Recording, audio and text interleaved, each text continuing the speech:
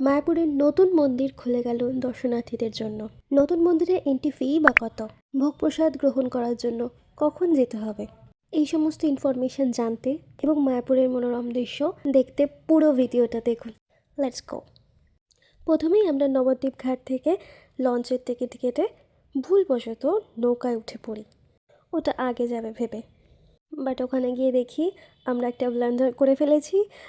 নৌকা থেকে নেমে একটু হেঁটে যেতে হবে, আর লঞ্চে গেলে সেইটুকু হাঁটতে হবে না, নেমেই আপনারা টোটো বা বাসে করে আপনারা ইসকন মন্দিরে পৌঁছে যাবেন। তো আমরা সেই মতোই একটু হেঁটে গিয়ে টোটো করে আমরা ইসকন মন্দির পথে যাত্রা শুরু করলাম। আমরা প্রায় 2 বছরের বেশি হবে, অনেক দিন পর মায়াপুর যাচ্ছি। আমরা ঠিক করেই রেখেছিলাম গিয়ে ওখানে ভোগ প্রসাদ গ্রহণ করব, তাই বাবা আগে গিয়ে কুপন কালেক্ট করে রেখেছিল। ওখানে জানো তো কয়েক রকমের কুপন আছে। যেমন ধরো সকাল 9টা পর্যন্ত একটা কুপন দেয়, সেটা বিশেষ প্রসাদ হিসেবে জানি আমরা, কিন্তু আমরা সেই প্রসাদটা পাইনি কারণ আমাদের লেট হয়ে গেছিলো। বাবা 1টার সময় গিয়ে কুপন নিয়েছে। এখানে মোটামুটি অ্যারাউন্ড 3টে অবধি প্রসাদ পেতে পারো তুমি। দেখো, তোমাদের সাথে গল্প করতে করতে মায়াপুর আমরা পৌঁছে গেছি, মানে ইসকন মন্দিরে আমরা পৌঁছে গেছি। আমরা খুবই লেট ছিলাম, দ্যাটস ওয়াই আমরা গিয়েই খেতে বসে পড়েছি। আর দেখো কত বড় জায়গা, এখানে সকলে বসে প্রসাদ পাচ্ছেন। আর ওই দূরে দেখছো, ওখানে বসে আমার মা প্রসাদ পাচ্ছেন, কারণ মা নিচে বসতে পারে না, তাই জন্য ওখানে চেয়ারের ব্যবস্থাও রয়েছে। তাহলে যারা নিচে বসে খেতে পারেন না তারাও কিন্তু বঞ্চিত হবেন না, তাই কোনো চিন্তা নেই, নির্দ্বিধায় সকলে চলে এসো। কারণটা তোমরা কি দেখতে চাইছো?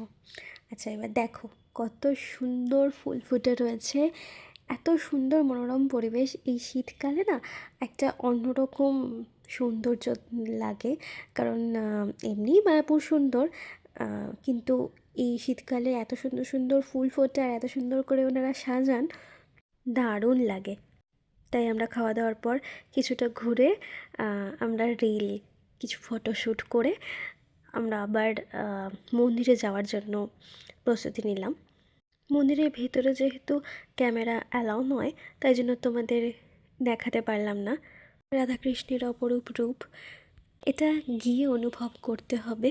এই যে আমাদের বাড়িতে দেখছো ফুলগুলো সাজানো রয়েছে, এগুলো কিন্তু মায়াপুর থেকেই আনা, কারণ এখানে না বিকালবেলায় একটা রথ সাজিয়ে বের করা হয় আমাদের প্রভুকে, আর যে রথটা সাজানো হয় সেটা এই ফুলগুলো দিয়েই সাজানো হয়, এবং তারপরে রথ ফিরিয়ে আনার পর এই ফুলগুলো সবাইকে দিয়ে দেওয়া হয়।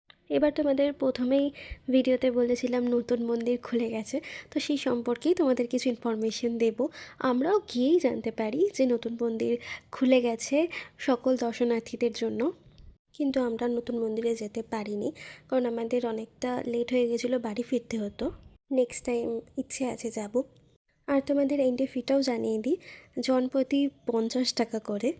আর ব্যাস, এই গোধূলিবেলায় ফিরে এলাম বাড়ির পথে। আকাশটা কি সুন্দর লাগছে না? আর জানো তো, মঙ্গলবার করে না আমাদের এখানে গাছ বসে, সেই দিনকে যে রাতেও গাছ থাকবে ভাবিনি, তাই লোভ সামলাতে না পেরে 2টো গোলাপ গাছ নিয়ে বাড়ি ফিরলাম।